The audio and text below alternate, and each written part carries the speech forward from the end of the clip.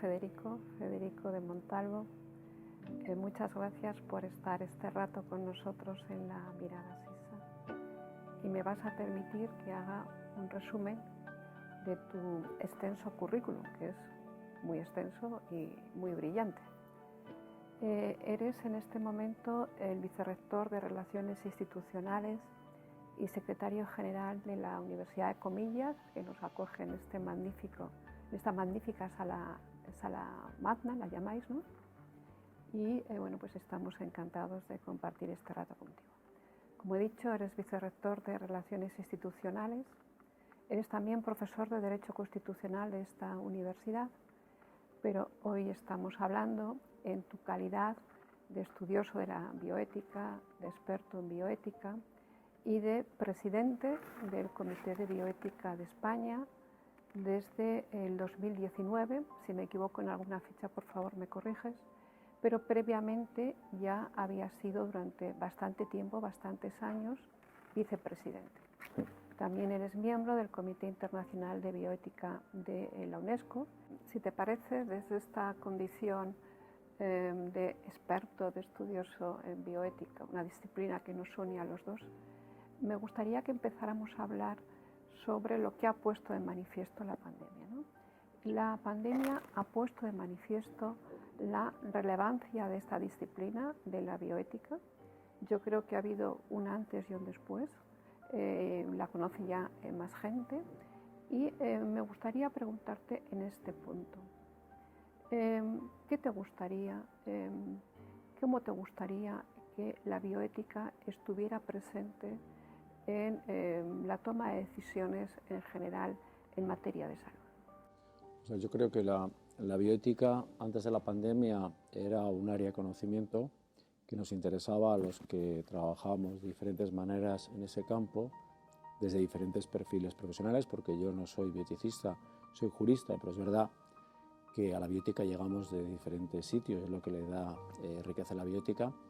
Y a partir de la pandemia lo que le ha dado es un protagonismo que yo creo que es bueno, que existe en otros países como en Francia, en el Reino Unido, incluso en Italia, que en España, pese a que la bioética llega a Europa gracias a unos españoles jesuitas que la traen de Georgetown, España no había tenido la relevancia en la opinión pública que había tenido en otras partes. Además, la pandemia lo que nos trae es uno de los conflictos, incluso dilema bioético más trascendente, que es la priorización de unos recursos escasos, que es algo muy habitual en el debate bioético, porque en un sistema de salud universal como el nuestro, el todo para todos ya es imposible, por tanto estamos permanentemente priorizando. Lo que pasa que en la pandemia se hace dramático, porque son unas priorizaciones extremas, donde ya no es que a uno se le da y a otro más tarde, sino que a uno se le da y a otro no. Entonces yo creo que la pandemia nos trae la bioética como tema ya para la opinión pública, para que la gente se preocupe, la gente opine, y debutamos mal, debutamos con un problema, con una crisis, yo le llamo la crisis de la bioética, la crisis de salud pública, que fue con el tema de la priorización y el acceso a los respiradores, por una, yo creo que mala interpretación de un documento hecho con muy buena intención, que llegó a plantear las dudas de si por qué tenían que ser despriorizadas personas mayores de 80 años por el mero hecho de la edad, por qué las personas con discapacidad tenían que ser despriorizadas cuando a lo mejor su situación basal o sus condiciones de vida eran peores que las de una persona que no tuviera esa discapacidad. Entonces yo creo que empezó mal, empezó con esa situación en la que además apareció un personaje que yo lo he convertido, lo digo de broma, en mi enemigo público número uno, pobre está muerto, que es Bentham, con una visión muy utilitaria. Parece que había que decidir en función de los ABA, los quali, quién vivía y no vivía, lo cual me parecía terrible,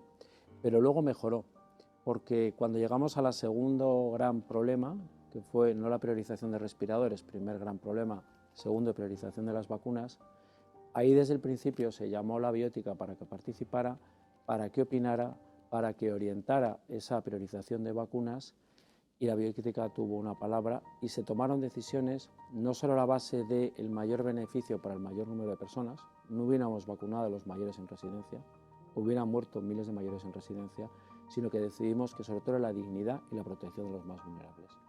O sea, yo creo que en la pandemia, al menos, destacaría dos ideas. La bioética cobra un protagonismo importante en nuestra sociedad, porque necesitamos la bioética para responder a las grandes preguntas.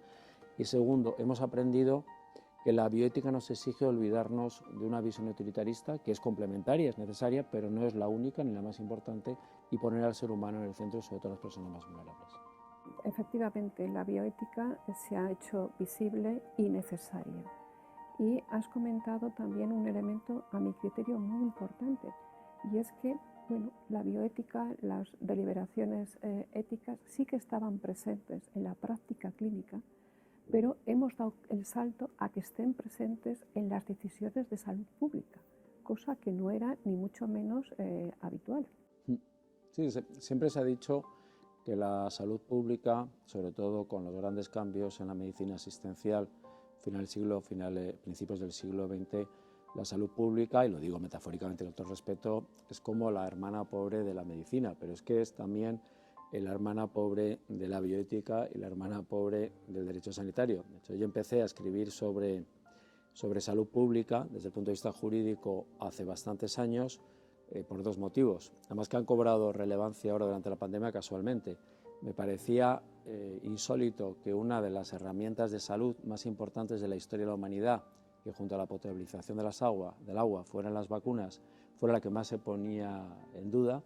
Y luego es que percibí que cuando hablábamos de bioética, hablábamos de derecho sanitario, bioderecho, normalmente estábamos hablando del consentimiento informado, de la historia clínica, confidencialidad, es decir, de medicina asistencial. Cuando ya un jurista, ministro de Sanidad de Canadá, en los años 70, Lalonde, nos dijo, jurista, que el sistema asistencial es un determinante importante, pero el entorno, los hábitos de vida, salud pública, salud climatológica, es tan relevante.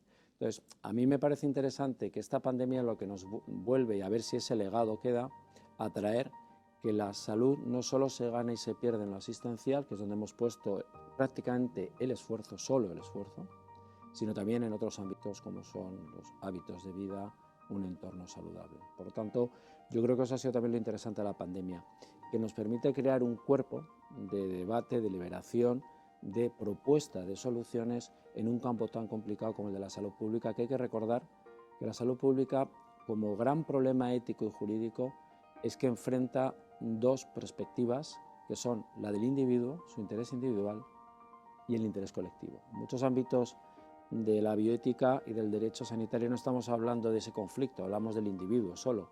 Cuando hablamos de salud pública hablamos del interés de la colectividad y el interés del individuo, que es lo que hace más difícil los debates en el campo de la salud pública, pero mucho más apasionantes.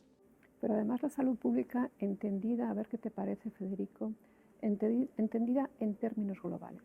La pandemia también ha puesto de manifiesto que o hay salud para todos o no hay salud para nadie, porque las distancias ya no existen, los conceptos de tiempo y espacio seguramente los podríamos redefinir y el acceso, por ejemplo, a las vacunas, a las campañas de vacunación, no tienen nada que ver en el primer mundo, en Europa, en Norteamérica, que, por ejemplo, en la situación de África. No hay países donde el porcentaje de vacunación no llega al 10%. Claro, yo creo que aquí hay dos cuestiones importantes. Una es pre-pandemia, la causa de la pandemia, y lo otro es la solución o la salida de la pandemia. Al inicio de la pandemia aparece, el virus surge por una crisis alimentaria, un problema alimentario, de salud alimentaria, salud pública. ¿El problema de salud alimentaria en países como China se ha resuelto? No. Por lo tanto, la hipótesis de una nueva pandemia, un nuevo virus, está ahí, porque hemos luchado frente a este virus, pero no frente al origen, que es un problema de salud alimentaria. Y en Europa nos olvidamos de lo que hemos hecho todos estos años por la salud alimentaria y cómo han desaparecido esas crisis de salud alimentaria que tantas muertes provocaron. La segunda perspectiva, cuando hablamos de la solución, claro, hablamos de las vacunas para todos, vacunamos solo Europa. ¿Tiene sentido que los países más innovadores, los países desarrollados, resuelvan su problema? ¿Realmente lo están resolviendo? Yo he dicho durante la pandemia que esto no solo es poco ético, que por ejemplo no haya un acceso global, sino que además es de idiotas, porque no estamos resolviendo lo que es una pandemia, no es una epidemia. PAN es global, por lo tanto, problema global, solución global. También es verdad que esto ha traído debates mucho más complejos, por aquí también es fácil construir un argumento que satisfaga a todo el mundo, pero que complique el futuro, porque siempre hay que pensar en clave de ahora y futuro. Y eso es el debate de las patentes. A mí ese debate me ha parecido interesantísimo y de hecho yo me he mostrado muy a favor de una visión global, pero también una visión prudente en respetar determinados derechos de propiedad, no por respetar al investigador, que tiene un derecho fundamental a la investigación y que además se protege a través, es decir, el individuo está protegido a través de la patente, sino también pensando en el futuro. Las patentes lo que generan es deseo de innovar, porque uno innova teniendo un mecanismo jurídico de protección. Si yo me cargo ese concepto, que a lo mejor hay que flexibilizarlo, hay que darle vueltas, pero si yo elimino ese concepto, a lo mejor lo que estoy eliminando es la innovación.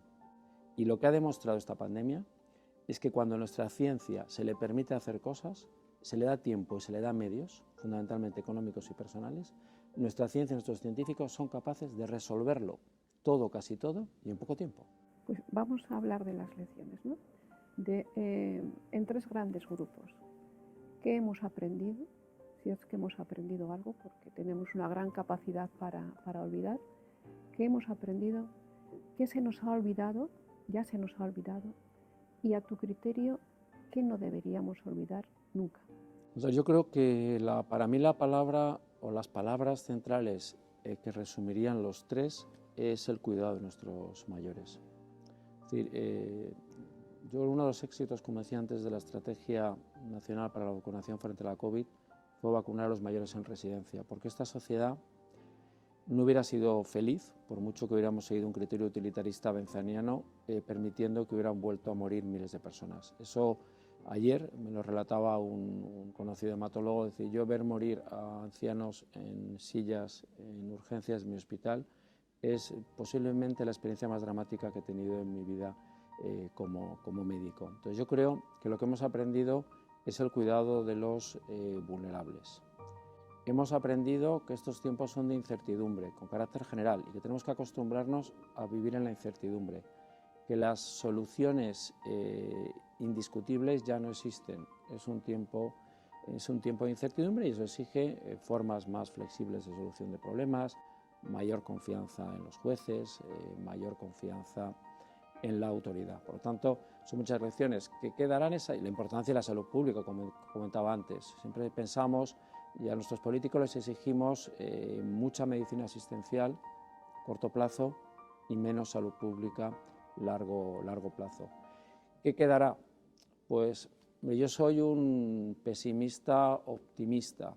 De base soy pesimista, soy demasiado jovesiano, entonces creo que el ser humano tiene necesidad de disfrutar de la vida, lo que le hace olvidarse enseguida de lo que ocurre. Es una necesidad que tenemos psicológica de olvidarnos del pasado, pero siempre me queda la idea de que algo queda, y ese algo queda, a lo mejor no queda de la manera tal que tuviera que quedar, pero algo queda y nos hace, al menos en la siguiente crisis o a la hora de afrontar otros problemas, que ese pozo que ha quedado vuelva a aparecer, que es pensar que tenemos que colocar al ser humano en el centro, tenemos que colocar a los más vulnerables en el centro, y que aquí no se trata solo de producir, sino también se trata de pensar, de liberar, colocar al ser humano en el centro. Nuestra sociedad se ha convertido en una sociedad de producción y consumo, donde la metáfora del tiempo es oro, nos ha quitado tiempo para pensar. Es una sociedad ágil donde hay que actuar y no pensar, y la pandemia nos ha mostrado que cuando paramos y pensamos somos capaces de resolver bien los problemas. Cuando actuamos sin pensar acabamos en un desastre. Por eso comparaba la crisis al principio sin pensar, la solución a la priorización de las vacunas muy pensada, como ha habido una diferencia ostensible. Si te parece, Federico, vamos a hablar un poco de otro hecho relevante que se ha producido en el último año, que ha sido la aprobación y entrada en vigor de la ley de eutanasia, de suicidio asistido, porque nuestra ley no reconoce diferencias. Desde tu posición y desde tu experiencia como presidente del Comité de Bioética de España, ¿qué me puedes contar después de este año de experiencia? La posición personal mía y la posición del Comité de Bioética yo creo que es conocida porque se ha hecho pública en dos informes, uno antes de la aprobación de la ley y otro después de la aprobación en relación con la objeción de conciencia.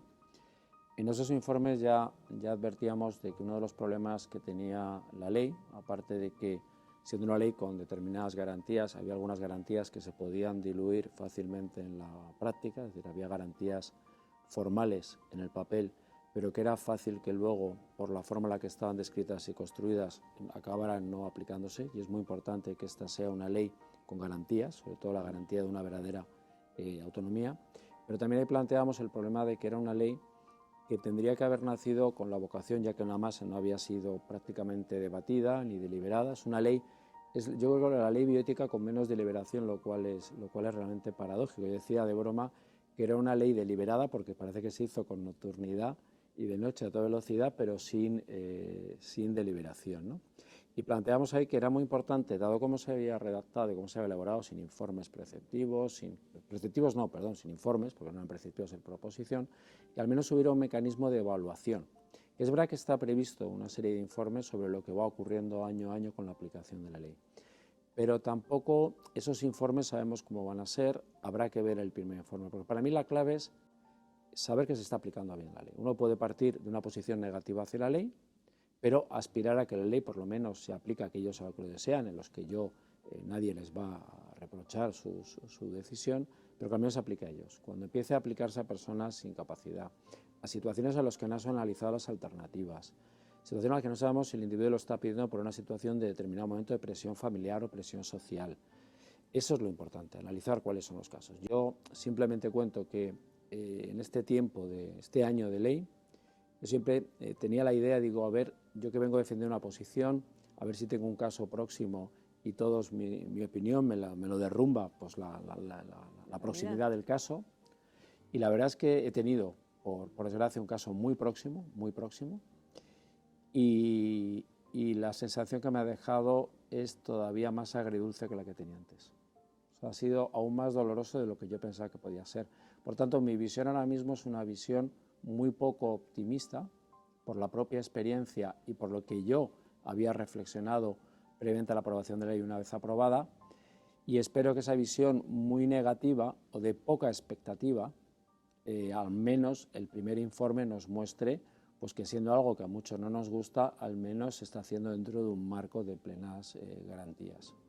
Porque hay que recordar que esta ley además tiene un problema, que es una ley que se inserta en un contexto muy distinto a la de algunos muy pocos países que dieron el paso de despenalizar la eutanasia y sobre todo más, que tú lo has comentado muy bien, que no hay una diferencia clara y esta diferencia es importante, el auxilio al suicidio. Nuestra sociedad es muy distinta a la de Países Bajos, muy distinta a la de Bélgica y sobre todo muy distinta a la de Oregón. Entonces a mí lo que me preocupa no es en sí la ley, sino como jurista en el contexto que estamos aplicando la ley de muchos mayores solos, muchos problemas económicos en las familias, un sistema sociosanitario todavía no bien estructurado. O sea, hay muchos elementos que te hacen ver que esa ley, en un marco filosófico ideal, para algunos puede estar bien, puede ser algo perfecto, pero que nuestra sociedad puede hacer muchísimo. Y hemos tenido poco tiempo, además, ¿no? Vamos a ver, es que se ha hecho de manera, yo creo, yo lo digo con todo el respeto porque el legislador, y yo soy profesor de Derecho Constitucional, primero merece lealtad y segundo merece reconocer que tenía legitimidad de aprobar las normas. Pero también hay una cosa importante que a la gente que nos gusta la bioética también nos gusta, que es la estética. A mí no me parece muy estético, ya no hablo de ético, muy estético aprobar una ley que reconoce el derecho a morir cuando mucha gente estaba muriendo. O sea, me parece algo paradójico, o sea, que en un momento de tanta dificultad para mantener la vida de las personas vulnerables nos lancemos sin deliberación a aprobar una ley de este calado. Yo creo que hay además una ley que tampoco tenía una necesidad social. Lo que hay es una necesidad social de ayudar o mejorar el mal morir que se sigue produciendo. Pero ese es el problema de la ley. La ley lo que nos viene a decir es que la única solución al mal morir es la eutanasia. Y eso, con todo el respeto, es rotundamente falso. La eutanasia es la solución última excepcional al mal morir. Antes que la eutanasia hay muchas otras posibilidades sociales, económicas y fundamentalmente asistenciales, eutanasia. Y ese es uno de los problemas. Convertir algo que para mí es excepcional y que debe ser mirado con compasión, pero como la excepción del fracaso, la solución excepcional a un fracaso del sistema, convertirlo en una decisión virtuosa. Y de hecho la experiencia personal que viví es que había convertido en virtuoso algo porque parecía que la sociedad le estaba diciendo esta es la decisión virtuosa, la correcta. Vamos a seguir mirando hacia adelante, ¿no?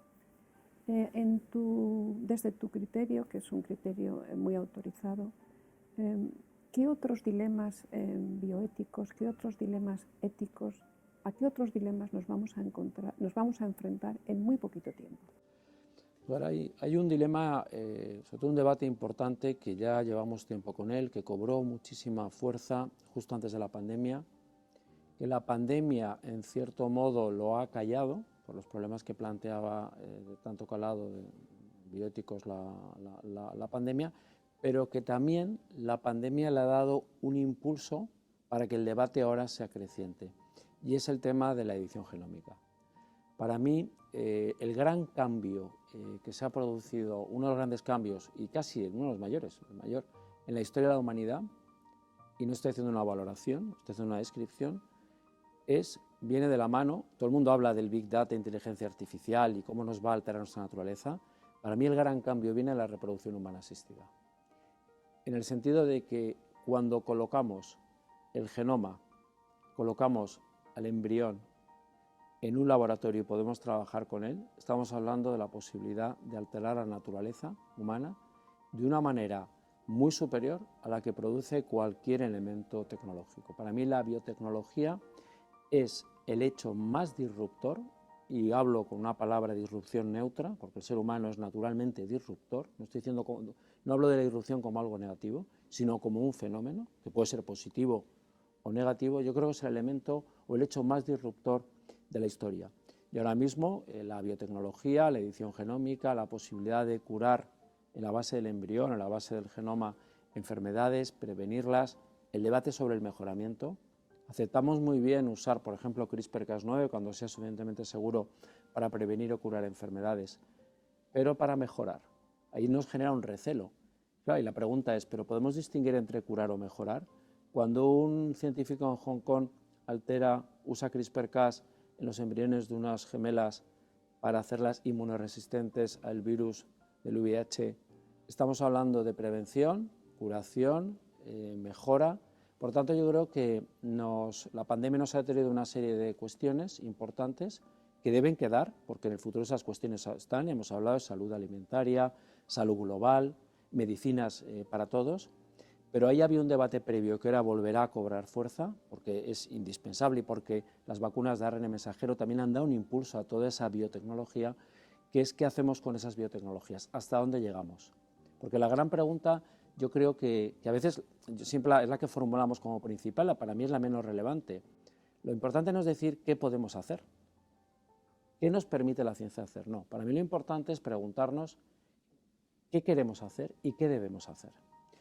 La pregunta del qué debemos hacer, ahí el papel de los comités, de los expertos, de los que nos dedicamos a la bioética, es relevante. O sea, la idea de poderle dar a la sociedad elementos para la reflexión es esencial, y ese es nuestro gran papel. Nosotros, los bioeticistas, los comités, por ejemplo, yo creo que no somos órganos de solución, somos órganos propositivos que proponen elementos para la reflexión, porque la gran pregunta de qué queremos hacer la tiene que resolver la sociedad. Es una pregunta que tiene una respuesta democrática, y para mí la pregunta sería: ¿está nuestra sociedad, estamos los españoles suficientemente preparados para enfrentarnos a estos dilemas que nos vienen de la mano de la biotecnología?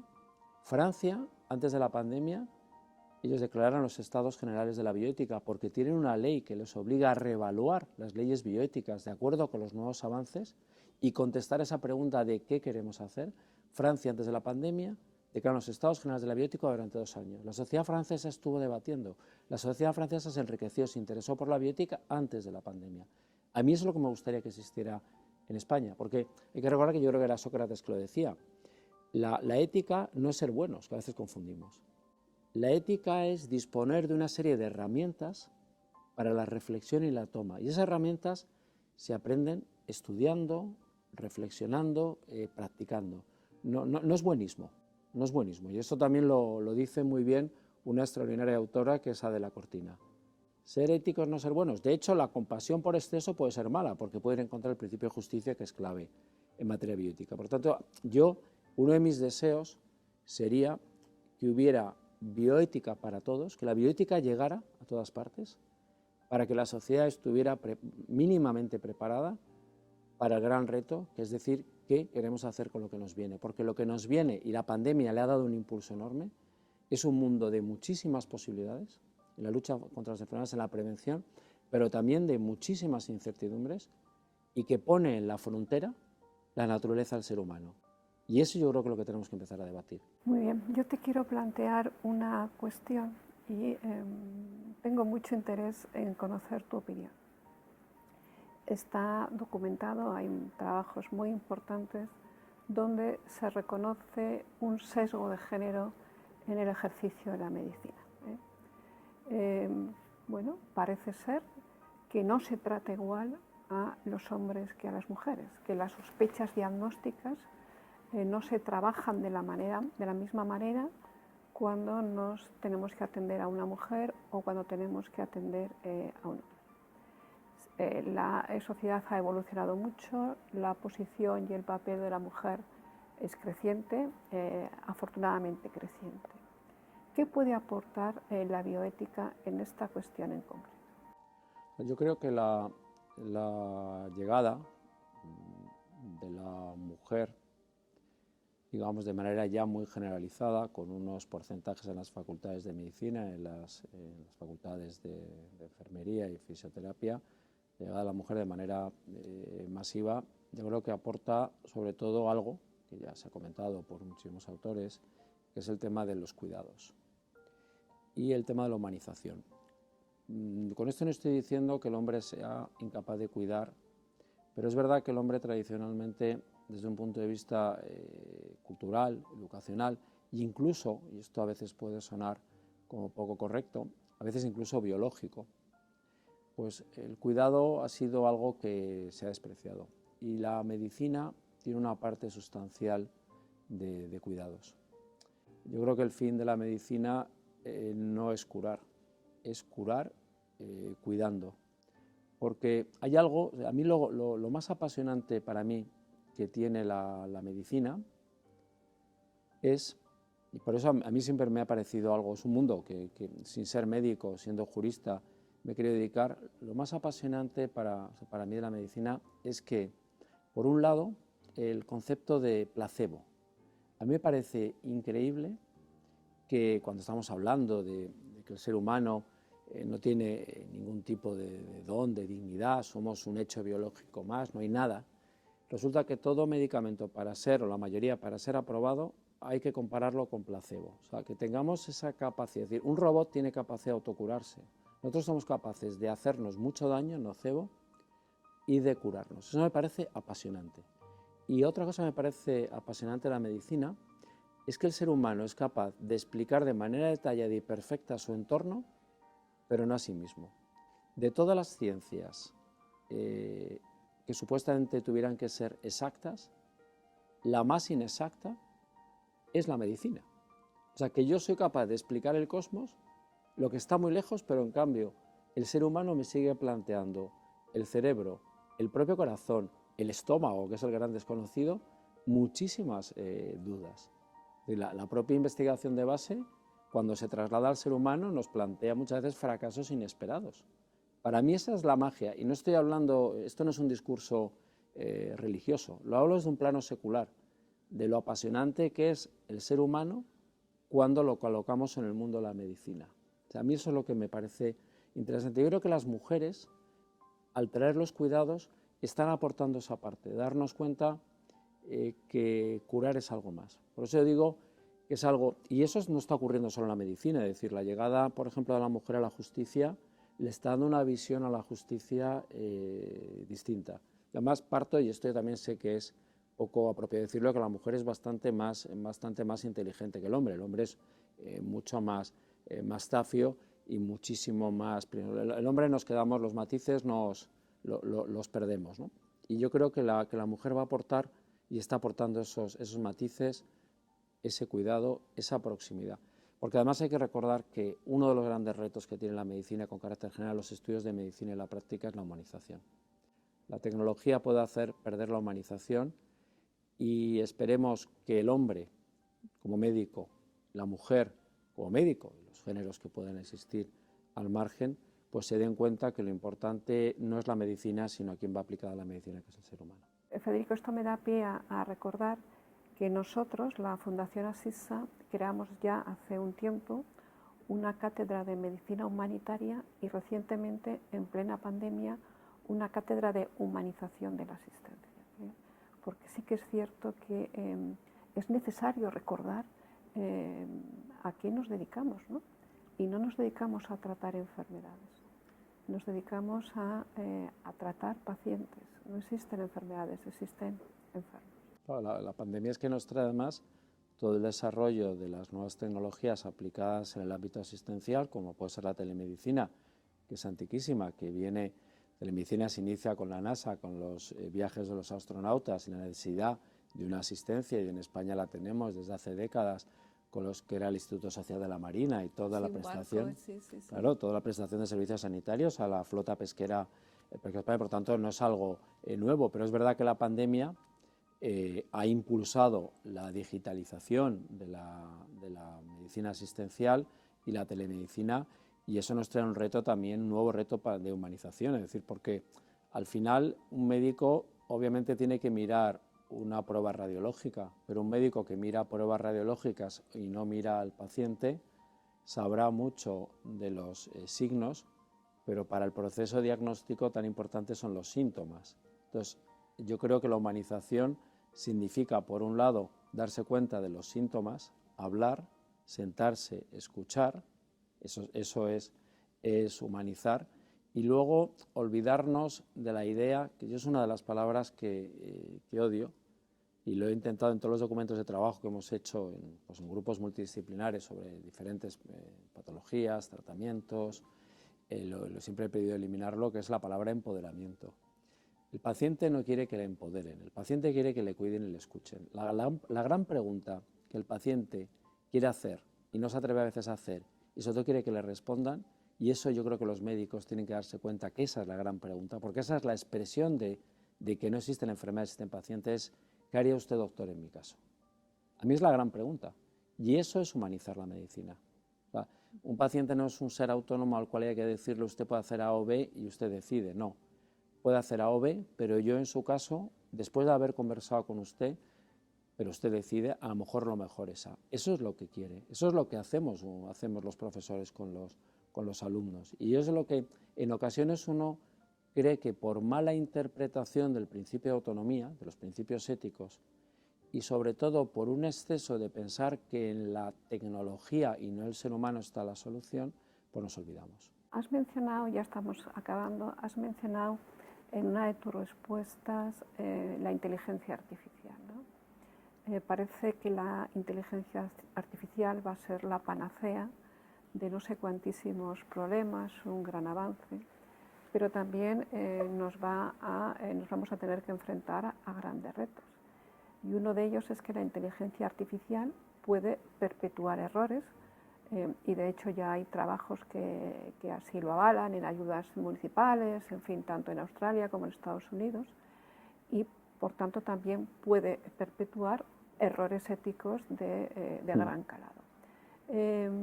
¿Tú crees que las grandes empresas tecnológicas que van a correr a ofrecernos productos de todo tipo relacionados con la inteligencia artificial, se acercarán a los bioeticistas, a personas como tú, para poder corregir estos sesgos éticos?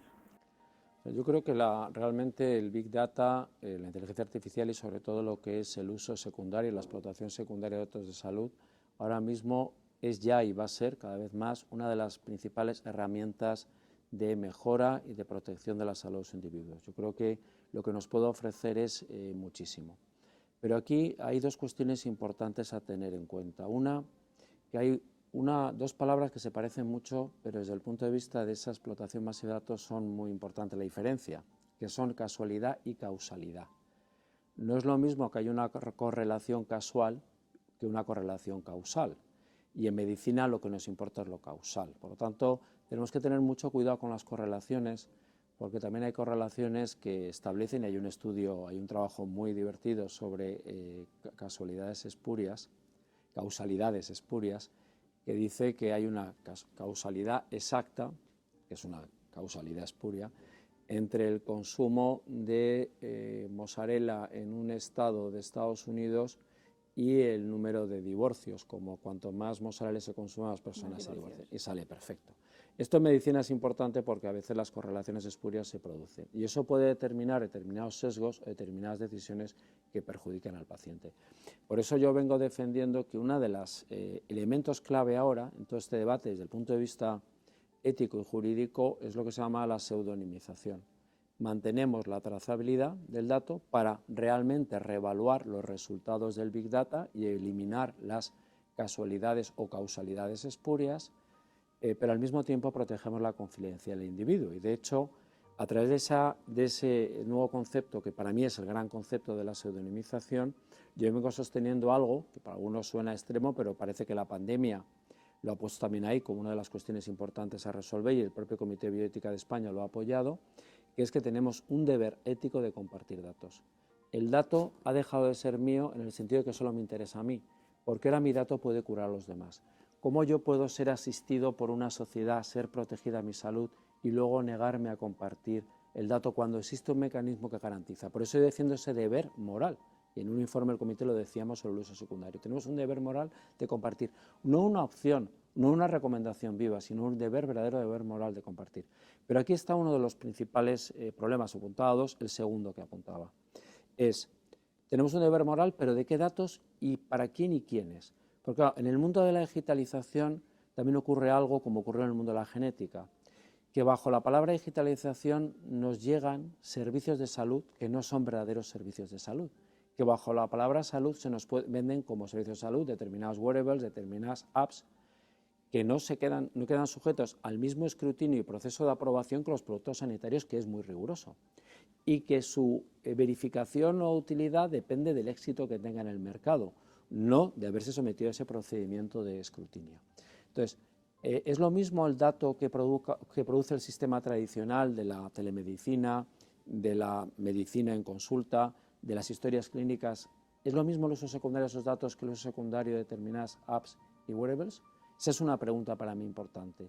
Segundo, esas apps y wearables que se venden bajo el paraguas de la salud, y hemos hablado antes de algo mágico, es el nocebo, ¿son tan neutras? Ese sujeto permanentemente vigilante de su salud no puede acabar provocándose una enfermedad. Por eso yo digo, compartir datos de manera universal, de manera global. Los datos son de todos, los datos son patrimonio de la humanidad en materia de salud, sí, pero ¿qué datos? ¿Y respecto de qué agentes? Digo, hay que tener mucho cuidado cuando hablamos de digitalización y de compartir datos, que tenemos dos mundos. La medicina tradicional, le llamo yo así por un poco simplificar, nuestro sistema tradicional de asistencia digitalizado, y luego determinados agentes que nos llegan con nuevos productos, que es a mí lo que más me inquieta. ¿Y te parece que ya llegamos tarde en la regularización?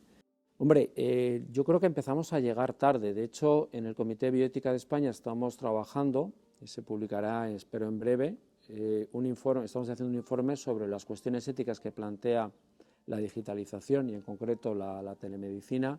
Y en las reuniones de trabajo que hemos tenido hemos escuchado a varios expertos que han comparecido ante el comité. Lo que comprobamos es que está yendo demasiado rápido.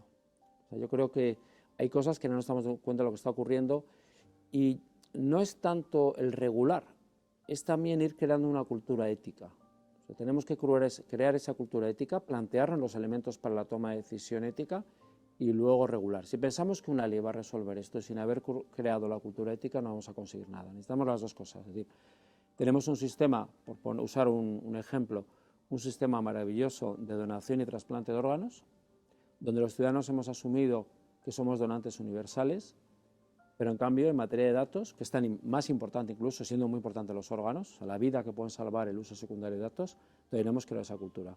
Y yo creo que tenemos que trabajar en esa cultura y regular. Y a lo mejor llegamos tarde porque la pandemia también mostró otra paradoja. La tecnología fracasó de manera estrepitosa al inicio de la pandemia. O sea, la tecnología que era capaz de prever todo fue incapaz de prever una pandemia. Fracasó.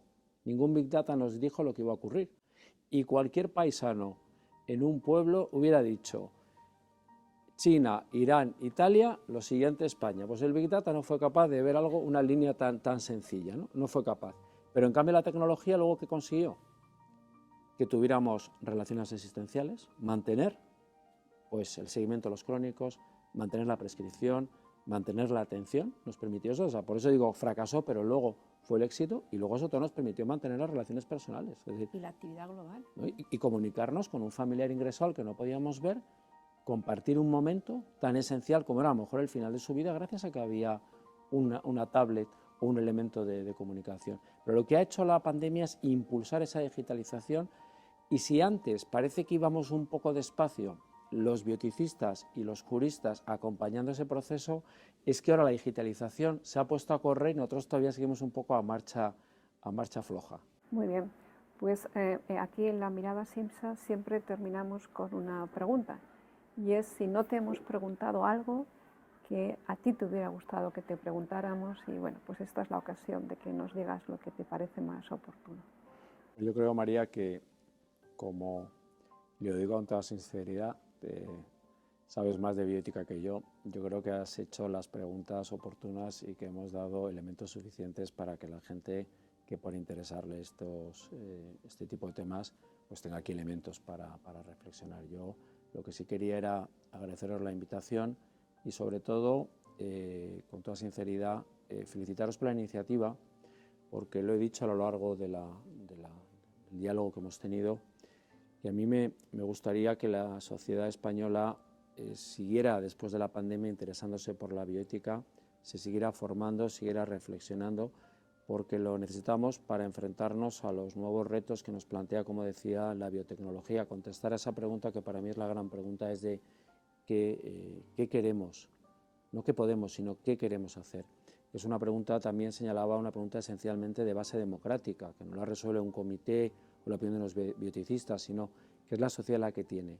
Y yo creo que diálogos como este lo que permiten a los ciudadanos que quieran ver el vídeo, pues no es tener convicciones sobre algo, sino tener elementos para poder reflexionar y prepararse para enfrentarse a esa gran pregunta y aportar su opinión como parte, como miembro de la comunidad. Por eso os felicito por la iniciativa, porque me parece que ayuda en eso, que es formar. Aquí no se trata de formar en unos estudios, se trata de formar divulgando. Y esa parte de formación a través de la divulgación es esencial. Y yo creo que el diálogo que hemos mantenido, yo al menos he intentado aportar esos elementos. Sí, seguro, lo has hecho. Muchísimas gracias, Federico, y quedamos emplazados para mantener otra conversación cuando tú quieras. Cuando queráis, y ya sabéis que está la Universidad Pontificia Comillas vuestra casa, o sea que nosotros encantados de que vengáis a vernos. Pues muchas gracias, gracias de verdad.